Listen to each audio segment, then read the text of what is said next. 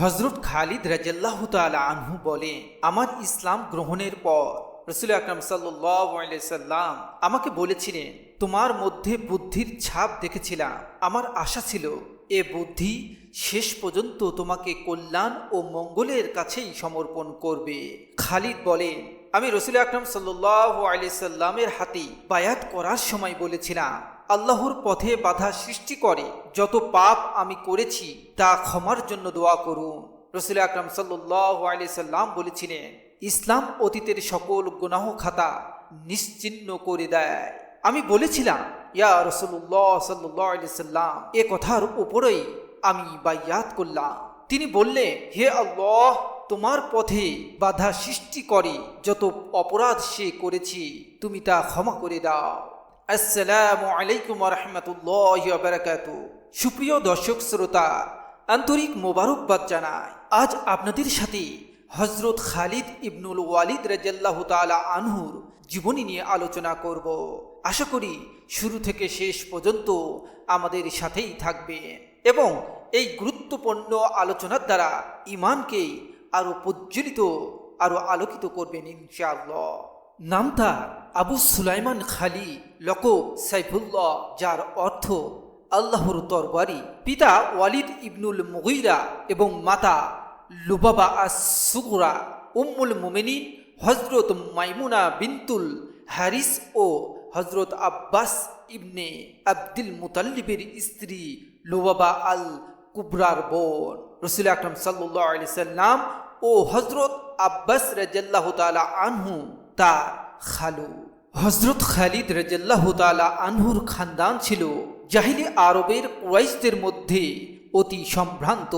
কুব্বা ও আইন্না অর্থাৎ সৈন্য ও সেনা ক্যাম্পের পরিচালন দায়িত্ব, এ দুটি দায়িত্ব ছিল তার খানদানের উপর। ইসলামের অভ্যুদয়ের সময় খালিদ ছিলেন এই পদে অধিষ্ঠিত। হুদাইবিয়ার সন্ধির প্রাক্কালে মুসলমানদের গতিবিধি লক্ষ্য করার জন্য কুরাইশদের যে দলটি মক্কা থেকে বের হয়েছিল তার নেতা ছিলেন খালিদ। উহুদ যুদ্ধে বীরত্বের সাথে মুসলিম বাহিনীর বিরুদ্ধে লড়েন এবং মক্কার মুশরিক বাহিনীর সুনিশ্চিত পরাজয়কে বিজয়ের রূপ দান করেন। হযরত খালিদের ইসলাম গ্রহণের সময় সম্পর্কে বিভিন্ন মত পাওয়া যায়, তবে মক্কা বিজয়ের অল্প কিছুদিন পূর্বে তিনি ইসলাম গ্রহণ করেছিলেন বলে সর্বাধিক প্রসিদ্ধ আছে। হযরত আমর ইবনুল আস রাদিয়াল্লাহু তাআলা আনহু হাফসা থেকে মদিনায় চলছেন ইসলাম গ্রহণের উদ্দেশ্যে। পথে মদিনা অভিমুখী আরেকটি কাফিলার সাথে তার সাক্ষাৎ। তারাও চলছেন একই উদ্দেশ্যে মদিনায়। দ্বিতীয় এই দলটির সাথে ছিলেন হযরত খালিদ। হযরত আমর ইবনুল আস খালিদকে জিজ্ঞেস করলেন, কোন দিকে? খালিদ জবাব দিলেন, আল্লাহর কসম, আমার নিশ্চিত বিশ্বাস এ ব্যক্তি নবী। আর কতদিন এভাবে চলবে? চলো যাই, ইসলাম গ্রহণ করি। তারা মদিনায় রাসূল আকরাম সাল্লাল্লাহু আলাইহি সাল্লামের খিদমতে হাজির হলেন। প্রথমে খালিদ, তারপর হযরত ইবনুল আস রাদিয়াল্লাহু তাআলা আনহু হুজুর আকরাম সাল্লাল্লাহু আলাইহি সাল্লামের হাতে বায়াত করেন। ইসলাম গ্রহণের পর রাসূল আকরাম সাল্লাল্লাহু আলাইহি সাল্লাম হযরত খালিদ রাদিয়াল্লাহু তাআলা আনহুকে ইসলাম পূর্ব খানদানি সামরিক পদে বহাল রেখে তার খেদমত গ্রহণ করেন। ইসলাম পূর্ব জীবনে তিনি ছিলেন মুসলমানদের চরম দুশমন, আর ইসলাম গ্রহণের পর মুশরিকদের জন্য হয়ে দাঁড়ান ভীষণ বিপজ্জনক। অসংখ্য যুদ্ধে তার তরবারি মুশরিকদের ঐক্য ছিন্ন ভিন্ন করে দেয়। ইসলাম গ্রহণের পর হযরত খালিদ সর্বপ্রথম মুতা অভিযানে অংশগ্রহণ করেন। রাসূল আকরাম সাল্লাল্লাহু আলাইহি সাল্লাম দাওয়াতি কার্যক্রমের আওতায় হযরত হারিস ইবনে উমাইর আজদিকে একটি পত্রসহ বসরার শাসকের নিকট পাঠান। সুরাহবিল ইবনে আমর গাসসানি মুতা নামক স্থানে হারিসকে হত্যা করে। এ ঘটনার প্রতিশোধ কল্পে রাসূল আকরাম সাল্লাল্লাহু আলাইহি সাল্লাম হযরত যায়েদ ইবনে হারিসার নেতৃত্বে 2000 সৈন্যের এক বাহিনী পাঠান। প্রতিপক্ষ রোমান বাহিনীর সৈন্য সংখ্যা ছিল প্রায় 2 লক্ষ। যায়েদ ইবনে হারিসার বাহিনী মদিনা থেকে যাত্রার পূর্বে রাসূল আকরাম সাল্লাল্লাহু আলাইহি সাল্লাম তাদের উপদেশ দেন, যুদ্ধে যায়েদ যদি শহীদ হয় তাহলে জাফর, এবং জাফর শহীদ হলে আব্দুল্লাহ ইবনে রাওয়াহা বাহিনীর নেতৃত্ব দেবে। আর যদি আব্দুল্লাহ শহীদ হয় তাহলে তোমরা তোমাদের কাউকে আমির বানিয়ে নেবে। তারা ছিলেন তিনজন, যায়েদ, জাফর ও আব্দুল্লাহ। তারা সিরিয়ার মুতা অভিযানের 3 বীর। এ অসম যুদ্ধে তারা নজিরবিহীন বীরত্ব ও সাহসিকতার পরিচয় দিয়ে একে একে শাহাদত বরণ করেন। অবশেষে হযরত খালিদ নেতৃত্ব লাভ করেন। একের পর এক 3 সেনাপতির শাহাদত বরণে মুসলিম বাহিনী সাহস হারিয়ে ফেলে। খালিদ রাদিয়াল্লাহু তাআলা আনহু শত্রু বাহিনীকে পরাজিত করতে না পারলেও মুসলিম বাহিনীকে ধ্বংসের হাত থেকে উদ্ধার করে। রাসূল আকরাম সাল্লাল্লাহু আলাইহি ওয়াসাল্লাম উল্লেখিত 3 সেনাপতির শাহাদত ও খালিদের নেতৃত্ব গ্রহণের খবর মদিনায় ঘোষণা করেছিলেন এভাবে: যায়েদ ইবনে হারিসা পতাকা হাতে নিয়ে শত্রু বাহিনীর সাথে যুদ্ধ করে শাহাদত বরণ করে। তারপর জাফর সে পতাকা তুলে নেয় এবং সেও যুদ্ধ করে শহীদ হয়। তারপর আব্দুল্লাহ ইবনে রাওয়াহা সেই পতাকা হাতে তুলে নেয় এবং সেও শহীদ হয়। অতঃপর সাইফুন মিন সুফিল্লাহ, আল্লাহর অন্যতম এক তরবারি, সে পতাকা তুলে ধরে এবং তার হাতে আল্লাহ বিজয় দান করেন। এইভাবে তিনি লাভ করেন সাইফুল্লাহ, আল্লাহর ওসি উপাধি।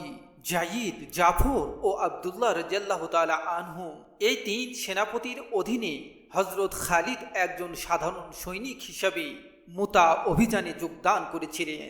উল্লেখিত 3 জনের শেষ ব্যক্তি শাহাদত বরণ করলে হযরত সাবিত ইবনে আকরাম দৌড়ে পতাকার কাছে যান এবং মুসলিম বাহিনীর মধ্যে যাতে কোনো বিশৃঙ্খলা দেখা না দেয় সেজন্য ডান হাতে পতাকা উঁচু করে ধরেন।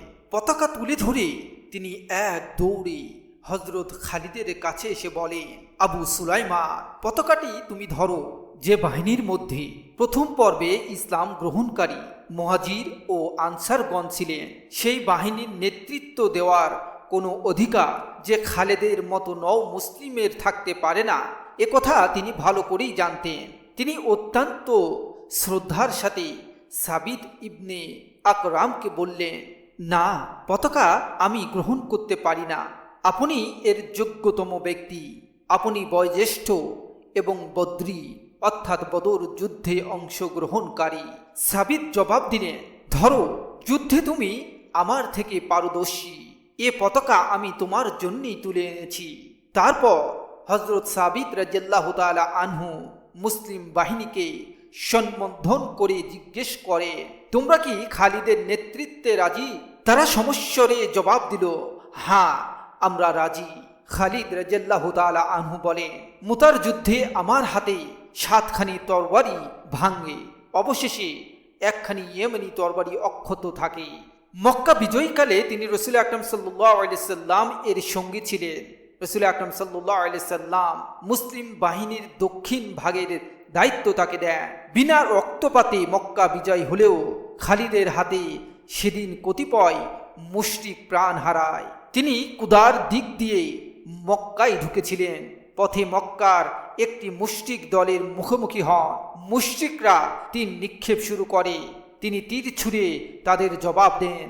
তাতে কয়েকজন মুশরিক নিহত হন। এজন্য তাকে রাসূল আকরাম সাল্লাল্লাহু আলাইহি সাল্লামের নিকট জবাবদিহি করতে হয়। রাসূল আকরাম সাল্লাল্লাহু আলাইহি সাল্লাম যখন জানলেন মুশরিকরাই প্রথম আক্রমণ চালিয়েছে, তখন তিনি এটাকে আল্লাহর ইচ্ছা হিসেবে মেনে নিয়ে চুপ করে যান। হুনাইন অভিযানে তিনি অংশগ্রহণ করেন। 12,000 সৈন্য নিয়ে তিনি গঠিত এক মুসলিম বাহিনী। হযরত রাসূল আকরাম সাল্লাল্লাহু আলাইহি সাল্লাম গোটা বাহিনীকে গোত্র ভিত্তিক কয়েকটি ভাগে বিভক্ত করেন। বনু সুলাইম গোত্র ছিল গোটা বাহিনীর পুরো ভাগে, আর এর কমান্ডিং অফিসার ছিলেন হযরত খালিদ। এ যুদ্ধে তিনি দারুণ সাহস ও বীরত্ব প্রদর্শন করেন। তার শরীরের একাধিক স্থান আহত হয়। রাসূল আকরাম সাল্লাল্লাহু আলাইহি সাল্লাম তাকে দেখতে আসেন। তার আহত স্থানগুলোতে ফুঁক দেন এবং তিনি দ্রুত সুস্থ হয়ে ওঠেন। তাইফ অভিযানে খালিদ ছিলেন অগ্রগামী বাহিনীর কমান্ডিং অফিসার। হিজরি নবম সনে তাবুক অভিযানেও অংশগ্রহণ করেন। রাসূল আকরাম সাল্লাল্লাহু আলাইহি সাল্লাম এ যুদ্ধে দুমাতুল জাদ্দাল এর সর্দার উকাইদার ইবনে আব্দুল মালিকের বিরুদ্ধে 400 সৈন্য সহ পাঠান। খালিদ উকাইদারের ভাইকে হত্যা করেন এবং উকাইদারকে বন্দী করে রাসূল আকরাম সাল্লাল্লাহু আলাইহি সাল্লামের খেদমতে হাজির করেন। হিজরি নবম সনে রাসূল আকরাম সাল্লাল্লাহু আলাইহি সাল্লাম খালিদকে দাওয়াতি কাজের উদ্দেশ্যে বনি জুজাইমা গোত্রে পাঠান। খালিদের দাওয়াতে বনি জুজাইমা গোত্র ইসলাম গ্রহণ করেন, কিন্তু অজ্ঞাতবশত সঠিক ভাষায় তা ব্যক্ত করতে না পারায় খালিদ তাদের ভুল বুঝেন। তিনি আক্রমণের নির্দেশ দেন, ফলে এই গোত্রের বহু লোক হতাহত হয়। রাসূল আকরাম সাল্লাল্লাহু আলাইহি সাল্লাম বিষয়টি অবগত হয়ে ভীষণ দুঃখিত হন। তিনি হাত উঠিয়ে দোয়া করেন, হে আল্লাহ, আমি খালিদের এই কাজের ব্যাপারে সম্পূর্ণ দায়মুক্ত। তারপর হযরত আলীকে পাঠিয়ে তাদের সকল ক্ষতিপূরণ দান করেন, তাদের নিহিত কুকুরগুলিরও ক্ষতিপূরণ আদায় করেন। এ ঘটনার পর খালিদ মদিনায় ফিরে এলে বিষয়টি নিয়ে তার ও আব্দুর রহমান ইবনে আউফের মধ্যে বাক বিতণ্ডা হয়। এক পর্যায়ে খালিদ আব্দুর রহমানকে কিছু গালমন্দ করেন। কথাটি রাসূল আকরাম সাল্লাল্লাহু আলাইহি সাল্লামের কানে পৌঁছালে তিনি রেগে যান এবং খালিদকে বলেন, আমার সাহাবীদের গালি দেবে না। তোমাদের কেউ যদি উহুদ পাহাড় পরিমাণ স্বর্ণ ব্যয় করে, তবুও সে তাদের এক মুদ বা তার অর্ধেক পরিমাণ ব্যয়ের সমকক্ষতা অর্জন করতে পারবে না। হিজরি দশম সনে রাসূল আকরাম সাল্লাল্লাহু আলাইহি সাল্লাম খালিদকে নাজরানের বনু আব্দুল মাদ্দান গোত্রে ইসলামের দাওয়াত দানের জন্য পাঠান। যেহেতু খালিদ বনু জুজাইমার ক্ষেত্রে দ্রুত সিদ্ধান্ত নিয়ে মারাত্মক ভুল করেছিলেন, এ কারণে রাসূল আকরাম সাল্লাল্লাহু আলাইহি সাল্লাম যাত্রার পূর্বে তাকে বিশেষ হেদায়েত দেন, কেবল ইসলামের দাওয়াতই দেবে, কোনো অবস্থাতেই তলোয়ার উঠাবে না। তিনি এই হেদায়েত অক্ষরে অক্ষরে পালন করেন। তার দাওয়াতে গোটা আব্দুল মাদ্দান গোত্র ইসলাম কবুল করেন। এভাবে রণক্ষেত্রের এক সৈনিক প্রথমবারের মতো সত্যিকার দায়ী ইলাল্লাহ ইসলামের দাওয়াত দানকারী রূপে আত্মপ্রকাশ করেন। এ সকল নও মুসলিমকে তিনি তালিম ও তরবিয়ত দেন এবং তাদেরকে সঙ্গে করে রাসূল আকরাম সাল্লাল্লাহু আলাইহি সাল্লামের দরবারে নিয়ে আসেন। একই বছর ইয়ামানবাসীদের নিকট ইসলামের দাওয়াত পৌঁছানোর জন্য হযরত আলী ও হযরত খালিদ রাদিয়াল্লাহু তাআলা আনহুকে পাঠানো হয়। তাদের দাওয়াতে সাড়া দিয়ে ইয়ামানবাসী ইসলাম কবুল করে। জাহিলি আরবের কুরাইশদের মূর্তি পূজার কেন্দ্রসমূহের একটি ছিল উজ্জা। রাসূল আকরাম সাল্লাল্লাহু আলাইহি সাল্লাম খালিদকে পাঠালেন কেন্দ্রটি ধ্বংসের জন্য। তিনি সেখানে পৌঁছে তিতি আবৃত্তি করতে করতে কেন্দ্রটি মাটিতে মিশিয়ে দেন। ওহে উজ্জা, তুমি পবিত্র নও, আমরা তোমায় অস্বীকার করি। আমি দেখেছি আল্লাহ তোমায় অপমানিত করেছে। রাসূল করিম সাল্লাল্লাহু আলাইহি সাল্লাম ইন্তেকালের সাথে সাথে আরব উপদ্বীপের চতুর্দিকে ইসলাম ত্যাগকারী, নবুয়তের মিথ্যা দাবিদার ও জাকাত অস্বীকারীদের মারাত্মক ফিতনা মাথাচাড়া দিয়ে ওঠে। এই ফিতনাবাজদের শির দ্বারা গুড়িয়ে দেওয়ার জন্য খলিফা হযরত আবু বকর রাদিয়াল্লাহু তাআলা আনহু সেনাবাহিনী প্রস্তুত করে নিজেই যাত্রার জন্য ঘোড়ায় চড়লেন।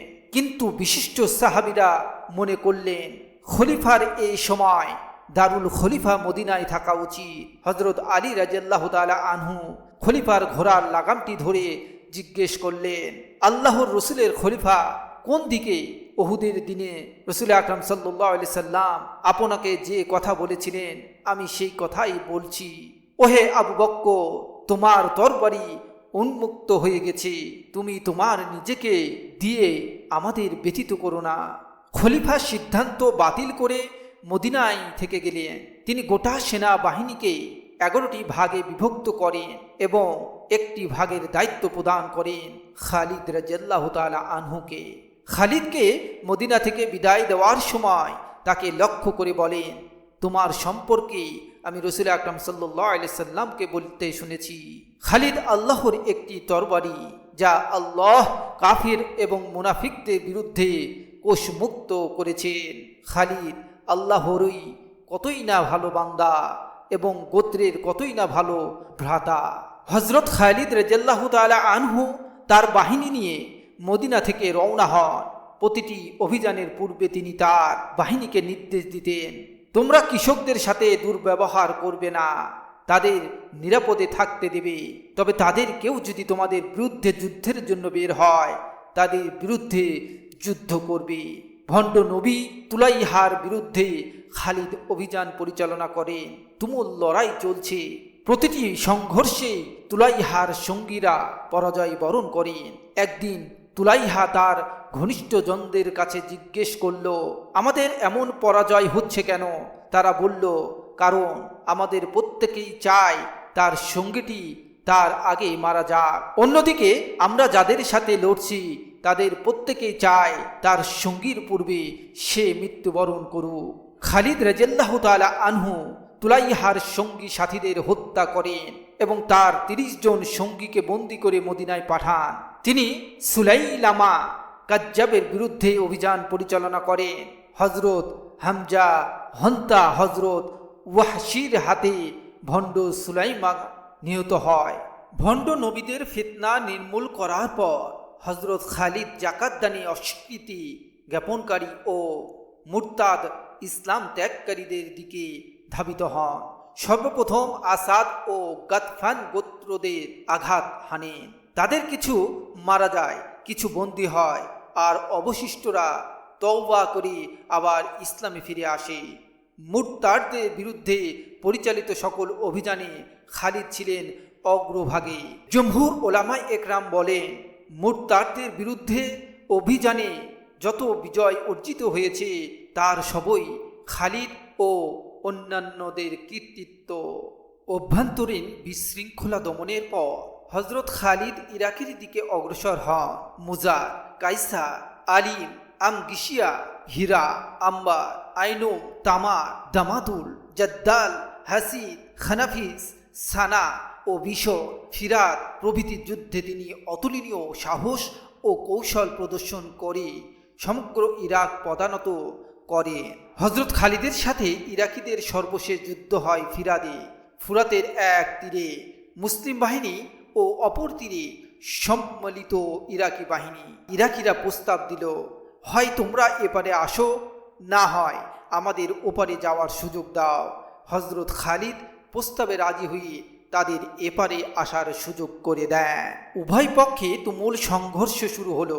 মুসলিম বাহিনী শত্রু বাহিনীকে 3 দিক থেকে ঘিরে ফেলল। পেছনে তাদের তরঙ্গ বিক্ষুব্ধ ফুরাত নদী, পেছনে সরে গেলে ডুবে মরা এবং সামনে এগুলে মুসলিম সৈন্যদের তরবারি শিকার হওয়া ছাড়া আর কোনো পথ তাদের ছিল না। হযরত খালিদ গোটা শত্রু বাহিনীকে এমন এক জাদাকলে আটক করে পিষে ফেলেন। এ যুদ্ধের পর হযরত খালিদ গোপনে হজে চলে যান। হযরত খালিদ যখন ইরাকে যুদ্ধরত, সিরিয়ায় তখন অন্য এক মুসলিম বাহিনী সংঘর্ষে লিপ্ত। খালিদের ইরাক অভিযান শেষ হওয়ার সাথে সাথে খলিফার দরবার থেকে তাকে নির্দেশ দেওয়া হলো সিরিয়ায় অবস্থানরত বাহিনীর সাথে মিলিত হওয়ার জন্য। খালিদ ইরাক থেকে বসরা উপস্থিত হলেন। পূর্ব থেকেই ইসলামী ফৌজ সেখানে খালিদের প্রতীক্ষায় ছিল। খালিদ পৌঁছেই বসরা আক্রমণ করেন। বসরাবাসীরা সন্ধি চুক্তি করে জীবন রক্ষা করে। বসরা অভিযান শেষ করে হযরত খালিদ ও আবু উবাইদা আজনাদাইন পৌঁছেন। পূর্ব থেকেই হযরত ইবনুল আস সেখানে অবস্থান করছিলেন। হিজরি 13 সনে তুমুল লড়াই শুরু হয়। আজনাদাইন খালিদের পদানত হয়। সেনাপতি আবু উবাইদার নেতৃত্বে মুসলিম বাহিনী 3 দিক থেকে দিমাশক অবরোধ করে বসে আছে। এদিকের দায়িত্বে হযরত খালিদ নিয়োজিত। 3 মাস অবরোধ করেও কোনো ফলাফল পাওয়া যাচ্ছে না। এ সময় দিমাশকের পাদ্রীর এক পুত্র সন্তান জন্ম লাভ করে। নগরবাসী সেই জন্ম উৎসবে মদ পান করে আনন্দে বিভোর হয়ে পড়ে। হযরত খালিদ যুদ্ধের সময় রাতে প্রায় ঘুমাতেন না। রাতে সামরিক ব্যবস্থাপনা ও দুশমনদের তথ্য সন্ধানে ব্যস্ত থাকতেন। তিনি দিশামকবাসীর অবস্থা অবগত হন এবং সঙ্গে সঙ্গে সিদ্ধান্ত নিয়ে তার বাহিনীকে নির্দেশ দেন তাকবীর ধ্বনি শোনার সাথে সাথে তারা যেন নগরী প্রাচীরের ফটকে ছুটে গিয়ে আক্রমণ চালায়। এদিকে তিনি কয়েকজন বিশিষ্ট সৈনিককে নির্বাচন করে রশির সাহায্যে ভেতরে প্রবেশ করেন এবং অতর্কিতে ফটকের প্রহরীদেরকে হত্যা করে তালা ভেঙে তাকবীর দেওয়া শুরু করেন। তাকবীর শোনার সাথে সাথে বাইরে অপেক্ষামান সৈন্যরা একযোগে ভেতরে প্রবেশ করে। নগরবাসী তখন ঘুমে অচেতন। এমন অতর্কিত হামলায় তারা ভীত সন্ত্রস্ত হয়ে পড়ে। তারা তড়িৎ সিদ্ধান্ত নিয়ে সেনাপতি আবু উবাইদার নিকট সন্ধির প্রস্তাব দেয় এবং নিজেদের হাতে নগর প্রাচীরের অন্য দ্বারগুলি উন্মুক্ত করে দেয়। এদিকে হযরত খালিদ বিজয়ীর বেশি, অন্যদিকে হযরত আবু উবাদা সন্ধি চুক্তি সম্পাদন করে নগরে প্রবেশ করেন। নগরের মাঝামাঝি স্থানে খালিদ ও আবু উবাইদা মুখোমুখি হন। যদিও নগরের অর্ধেক যুদ্ধ করে দখল করা হয়, তবুও আবু উবাদা গোটা নগরীর সাথে সন্ধির শর্তানুযায়ী সমান আচরণ করেন। ফাহলের যুদ্ধেও খালিদ অংশগ্রহণ করেন। এ যুদ্ধে তিনি ছিলেন অগ্রবর্তী বাহিনীর কমান্ডার। রোমানরা শোচনীয় পরাজয় বরণ করেন। ফাহলের পর খালিদ ও আবু উবাদা হিমসের দিকে অগ্রসর হন। দিমাশকের প্রশাসনিক দায়িত্বে যখন ইয়াজিদ বিন আবি সুফাইয়ান, রোমানরা পুনরায় দিমাশক দখলের পাইতারা চালায়। ইয়াজিদ বাধা দেন। প্রচণ্ড লড়াই চলছে। এমন সময় পেছনের দিক থেকে ধূমকেতুর মতেও হাজির হলেন হযরত খালিদ। রোমান বাহিনীর মুষ্টিমেয় কিছু সদস্য ছাড়া সকলেই খালিদ বাহিনীর হাতে নিহত হয়। সিরিয়ার বিভিন্ন ফ্রন্টে রোমান বাহিনীর পরাজয়ের খবর শুনে এক পর্যায়ে তথাকার রোমান শাসক মুসলমানদের সাথে শান্তি চুক্তির ইচ্ছা প্রকাশ করেন। কিন্তু তার পরিষদবর্গ তাকে যুদ্ধের প্ররোচনা দিয়ে বলে, আমরা অবশ্যই আবু বকরের অশ্বারোহীদের আমাদের ভূমিতে প্রবেশে বাধা দেব। তারা সেনাপতি মাহানের নেতৃত্বে 2,40,000 সদস্যের এক বিরাট বাহিনী ইয়ারমুকে সমাবেশ করে।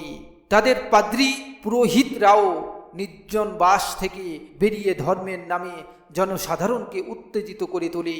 খলিফা আবু বকর রাদিয়াল্লাহু তাআলা আনহু এ খবর শুনে মন্তব্য করেন, আল্লাহর কসম, আমি খালিদের দ্বারা তাদের প্রবৃত্তির ও প্ররোচনার নিরাময় করব।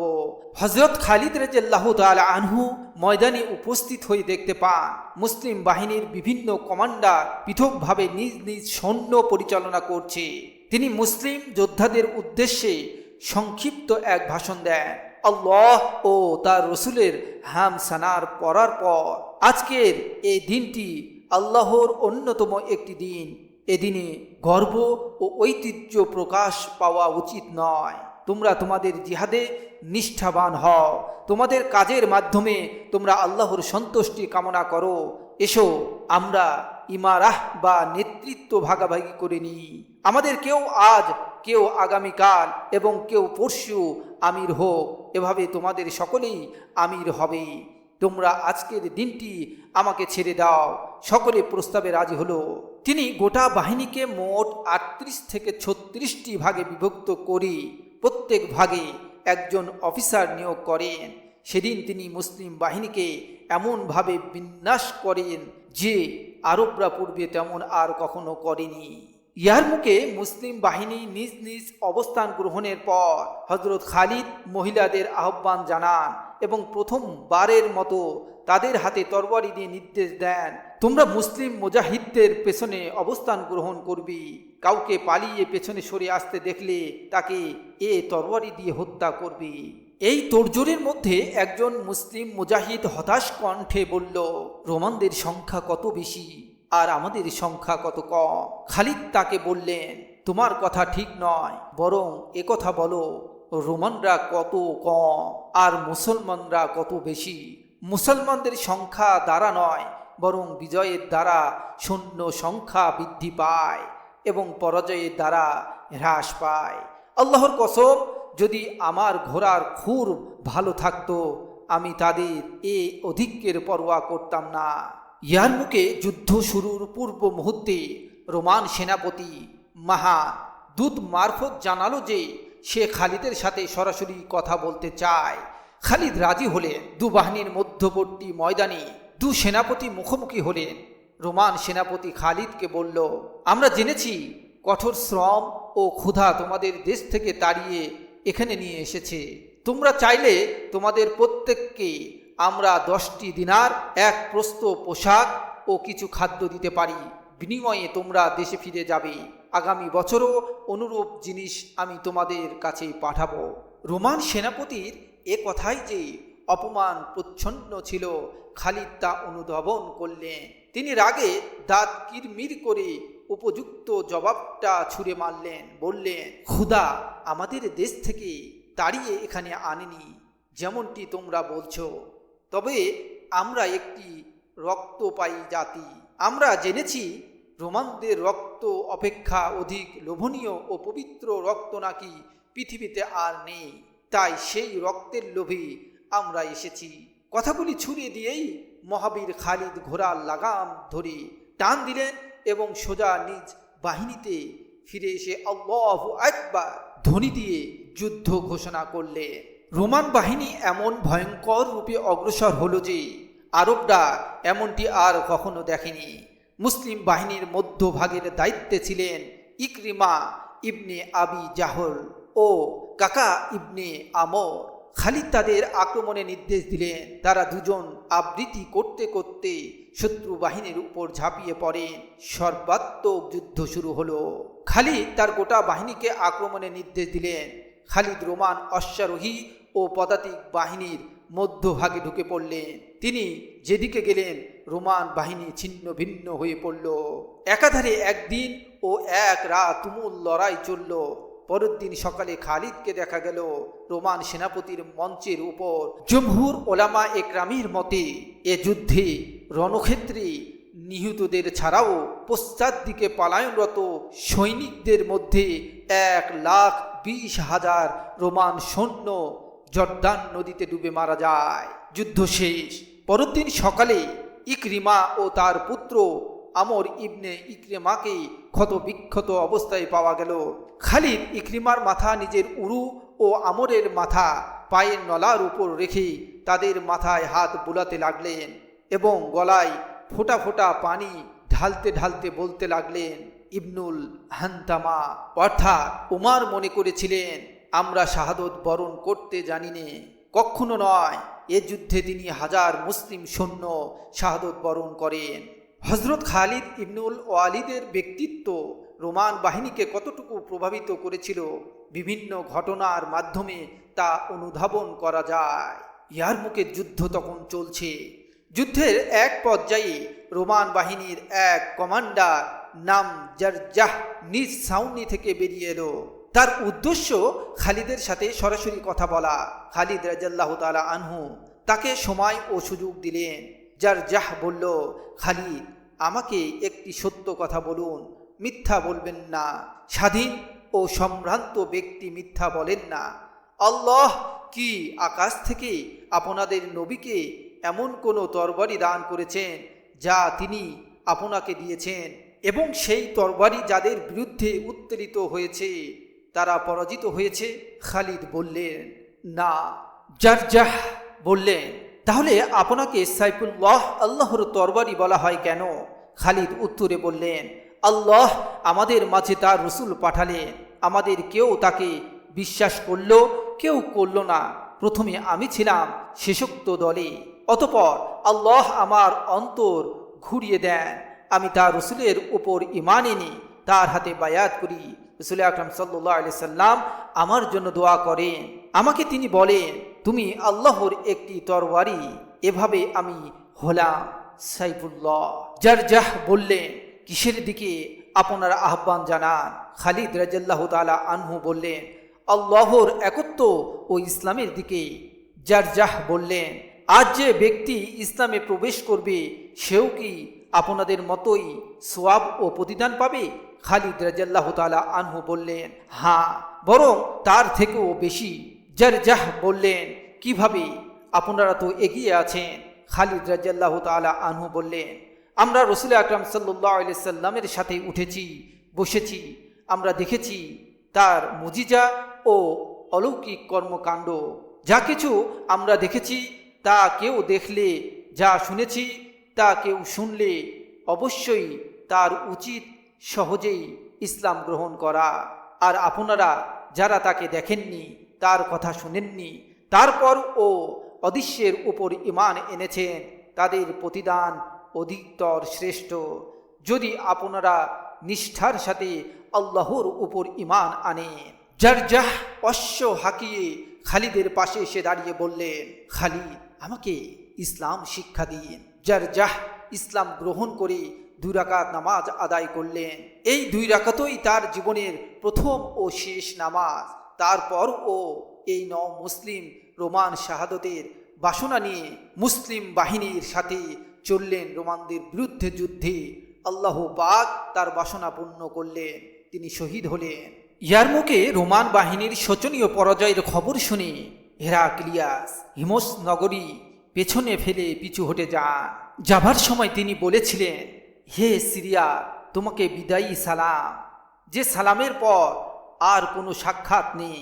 ইয়ারমুকের পর হযরত খালিদ হাদির জয় করেন। হাদির অভিযান শেষ করে খালিদ চললেন কিন্না শরীন এর দিকে। কিন্না শরীনবাসীরা আগে ভাগেই মুসলিম বাহিনীকে প্রতিরোধের উদ্দেশ্যে কিল্লায় প্রবেশ করে দ্বার রুদ্ধ করে দেয়। হযরত খালিদ রাদিয়াল্লাহু তাআলা আনহু তাদের লক্ষ্য করে বললেন, তোমরা যদি মেঘমালার উপর আশ্রয় নাও, আল্লাহ সেখানেও আমাদের উঠিয়ে নেবেন, অথবা তোমাদের নামিয়ে নিয়ে আসবেন আমাদের কাছে। কিন্না শরীনের অধিবাসীরা হিমসবাসীদের পরিণতি চিন্তা করে খালিদের সাথে সন্ধি চুক্তি সম্পাদন করে। বাইতুল মুকাদ্দাস অবরোধ করা হয়েছে। এই অবরোধে মুসলিম বাহিনীর কমান্ডিং অফিসারদের মধ্যেও খালিদও ছিলেন। বাইতুল মুকাদ্দাসের খ্রিস্টান অধিবাসীরা কোনো দিশা না পেয়ে সন্ধির প্রস্তাব দিয়েছে। তবে তারা আবদার রেখেছে স্বয়ং আমিরুল মুমিনিন উমার নিজে হাতে সেই সন্ধিপত্রে স্বাক্ষর করবেন। তাদের আবদার রক্ষার জন্য খলিফা মদিনা থেকে সিরিয়া এসেছেন। তিনি সিরিয়ায় অবস্থানরত মুসলিম বাহিনীর অফিসার বৃন্দকে জাবিয়া তলব করেছেন। অত্যন্ত জাঁকজমক পোশাক পরে খালিদ এসেছেন। খলিফার দৃষ্টি পড়তেই তিনি ঘোড়া থেকে নেমে খালিদের প্রতি কঙ্কর নিক্ষেপ করে বললেন, এত শিগগির অভ্যাস পাল্টে ফেলেছ? খালিদ হাতিয়ার উঁচু করে ধরে বললেন, তবে সৈনিক সুলভ অভ্যাস যায়নি। খলিফা বললেন, তাহলে কোনো দোষ নেই। এত বড় সেনাপতিকেও খলিফা হযরত ওমর রাদিয়াল্লাহু তাআলা আনহু রেহাই দেননি। তিনি খালিদ রাদিয়াল্লাহু তাআলা আনহুকে সেনাপতির পদ থেকে সাধারণ সৈনিকের পদে নামিয়ে দেন। হযরত খালিদের অপসারণের ঘটনা বিভিন্ন জনে বিভিন্নভাবে বর্ণনা করেছেন। কেউ কেউ বলেছেন ইয়ারমুকে ভয়াবহ যুদ্ধ চলছে। এমন সময় মদিনা থেকে নতুন খলিফা ওমরের রাদিয়াল্লাহু তাআলা আনহু দূত একটি চিঠি নিয়ে রণাঙ্গনে উপস্থিত হলো।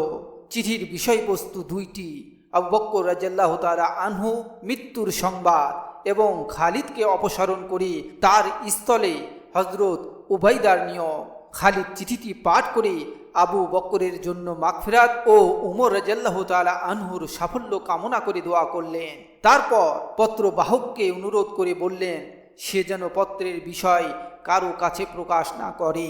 এরপর খালিদ আবু বকর রাদিয়াল্লাহু তাআলা আনহুর মৃত্যু সংবাদ ও ওমরের নির্দেশ গোপন করে তার কমান্ডো চালিয়ে অত্যাবশ্যীয় বিজয় ছিনিয়ে আনেন। তারপর আবু উবাইদার নিকট উপস্থিত হয়ে একজন সাধারণ সৈনিকের মতো তাকে সম্মান প্রদর্শন করেন।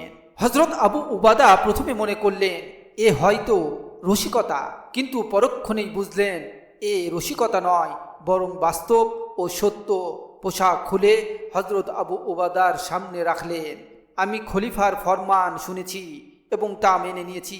এখনও আমি আমার ঊর্ধ্বতন কর্মকর্তার নির্দেশ মানতে এবং খেদমাতে অব্যাহত রাখতে প্রস্তুত। উল্লেখিত ঘটনা ছাড়াও খালিদ রাদিয়াল্লাহু তাআলা আনহুর অপসারণের আরও কারণ ছিল। খালিদের সৈনিক স্বভাবে ছিল রুক্ষতা।